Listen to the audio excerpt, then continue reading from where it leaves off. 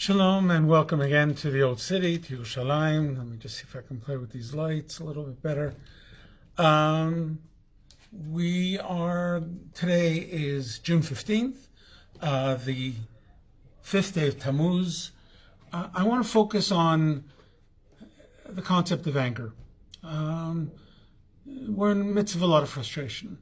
Today is going to be a minor replay of the Jerusalem Day celebrations, the dance of the flags, all around the shop right now. Soldiers, expectations of the worst, because some imam or some terrorist leader has said, if you do this, then we will show you. And Israel has to regain its strength and its courage. And those that are frustrated and are frightened, that's enough to make you angry.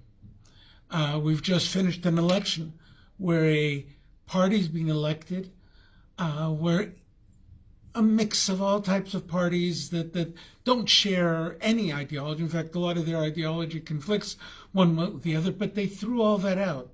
Suddenly ideology, values, purpose has become less important than being in charge. So the big scarecrow they put up there, the Bibi Netanyahu has to go, even though Bibi and Benjamin Netanyahu has had problems, as you see. People that were closest to him are now coming against him. That is a serious problem. But he's actually been one of the most successful prime ministers in this country. But the ability to take votes that were achieved or acquired because you had one vision, and then as soon as you have your numbers switch and go against the desires of your voters, that's another reason to get angry. And the games that people play, the fake news or the slanted, all that is enough to make you angry. And anger is a poison. Anger destroys. And we actually learned that from this week's Torah portion.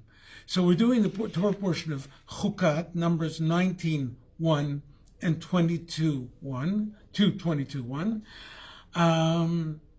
And I want to focus, I said, on anger, not only here in Israel, in the world, in our lives. Anger is a poison. It destroys. It distorts who we are. It makes us lose a sense of the goodness that we have in ourselves because anger so overtakes us. Rabbi Moshe Chaim Luzzatto writes, one who is quick to anger over anything which is not to his liking loses control of his senses and would destroy the entire world if he could. He's out of control as a wild beast and is ready to commit all the sins in this world if his anger should lead him to do so, because he's completely dominated by that anger. One who's in such a state is equivalent to an idol worshiper. That's the key. Anger and idolatry are the same thing, because he lacks any sense of discipline in regard to his creator and his own purpose.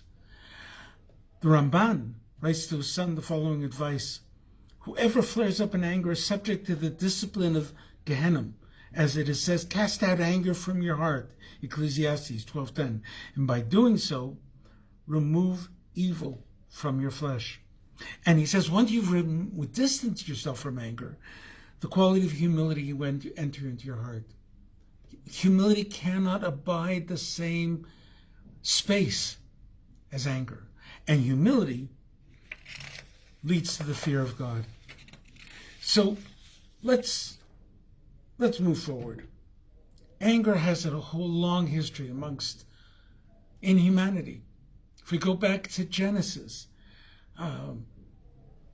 Cain and Abel bring a gift to God.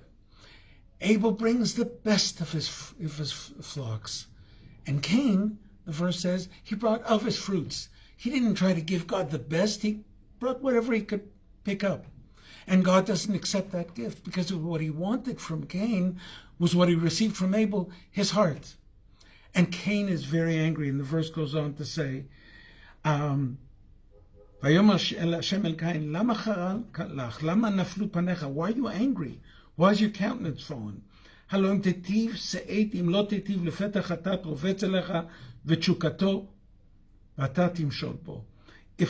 you don't approve, if you don't move away from your anger, It will destroy you. Sin is just lying at wait at the doors to destroy who you are and will lead you to places that was unknown at creation. Murder of your own brother.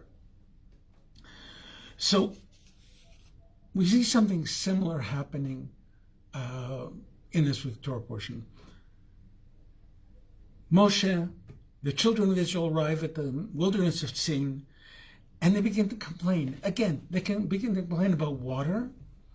And Moshe turns to Hashem, and Hashem says to him, I want you to take the staff, gather all the people, you and Aaron your brother, speak to the stone in front of their eyes, and he'll give forth water, etc., etc. So Moshe Rabbeinu takes a staff, walks over to the stone in front of everybody, and he goes on to say the following. Vayomer lahem, he says to them, Shimu na morim, listen to me, you rebellious ones. Hamina sela notzi lechem mayim. Are we going to take water out of this rock? And then he hits it twice, and water flows. And Hashem says to him, Vayomer Hashem Moshe ve'Aaron, lo ha'emantem bi lakdisheni le'nei bnei Yisrael. You didn't have enough faith in me to make my name sanctified before them. So there are a whole bunch of reasons, explanations, what happened, and why Moshe was then punished. Hashem says to him, you are not going to lead these people into the land.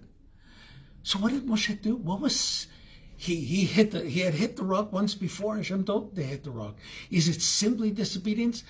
Maybe there's something deeper here. Maybe there's anger. And let's focus on why Moshe would be so angry.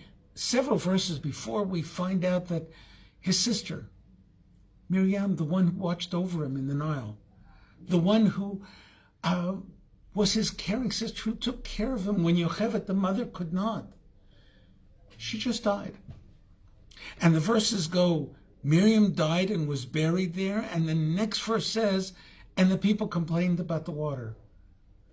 No mourning, no sadness, no sharing of the pain of Moshe Rabbeinu. Moshe Rabbeinu, losing this very important woman in his life, becomes angry. And he doesn't speak to the stone. And the reason he doesn't speak to the stone is not because he wants to disobey God. It's because he can't speak to the stone.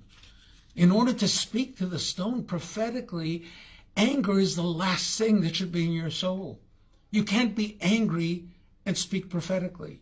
You can't be angry and love God. You can't be angry and love your people.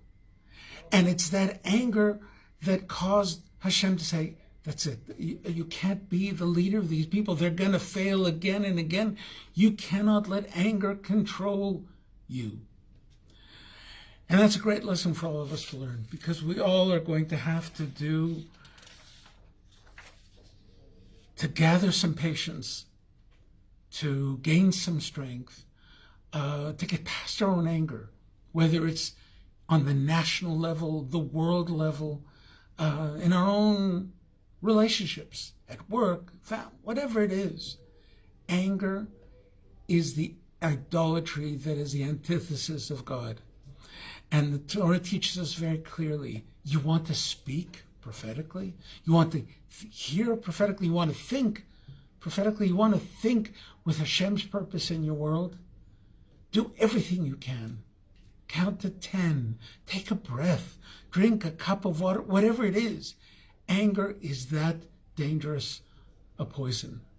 And so I hope that the ability, the strength of character you have within you to take anger, hold off, and suddenly that ability to hold off allows Hashem to pour into you so much more understanding. And with that direction, I think we'll be able to deal with whatever Hashem has in store for us, whatever he has in store for us later today with the march coming through these streets right out the window here. And however this new government will fair, last, not live up to their own expectations, and definitely not to our expectations, it doesn't matter. Hashem's in charge. And I think one of the lessons we need to learn today is patience, trust, and not to fall into the trap of anger. So thank you very much. Please stay tuned with us. Thank you for your comments that I'm reading right now. We'll refer to them back in the comment section. And thank you for standing with us, by the way. I appreciate some of you have suggested you want to send money to help our shop. And I said, no, I'd rather you buy things. I want it to be a shared experience. And so some of you have done something interesting. You've actually gone to the special purchases section on the website and bought something that you don't yet know what it's going to be, but you want it there left as a credit note when you come to the shop. First of all, I love that, because that's trusting you will be back in Jerusalem. But secondly, it's been great and very helpful. Thank you for being on our YouTube channel, Shorashim Insights. And thank you for standing with Israel. It's not going to be an easy time. There are pressures all around us in the West.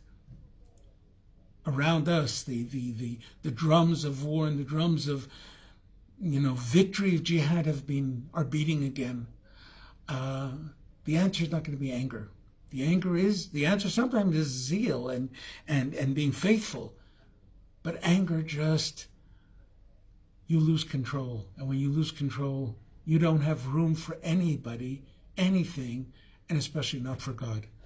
So be patient, be strong, and we will talk again. And thank you so much for being with us again.